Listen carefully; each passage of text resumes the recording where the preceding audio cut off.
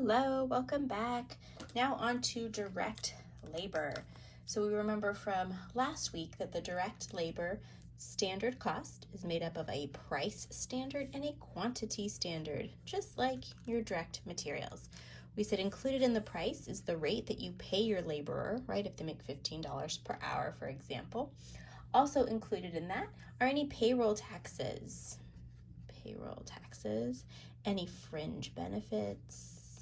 All that should be included in your price standard for labor because that's your true cost of labor. If you hire someone, there's the associated cost of taxes that you have to pay for that labor and any fringe benefits that you decide to include optionally for that laborer.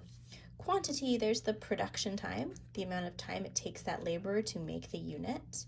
Also, we want to make sure that since we're using attainable or normal standards, that we include for rest periods and that we include for any setup or cleanup time relating to making that product cleanup.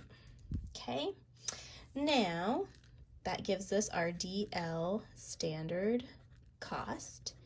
Then we're going to compare it to our actual DL cost for the period. So in that comparison, there might be a difference. That difference is called a variance. And just like with direct materials, that variance, the total variance, was made up of either a variance due to price or due to quantity. The same is going to be true for labor. Now, as I mentioned in one of the previous videos, a lot of times the variances are labeled differently. Some books will refer to it as price and quantity for labor and materials.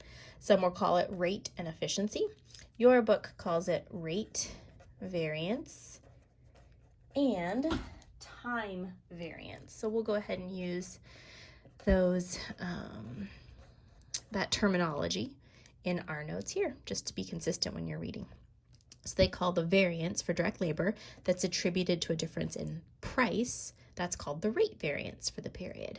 The difference that's attributed to quantity, that's called the time variance. So that's an overview. I'll show you the formula in the next video, and then we will work it through with some actual figures.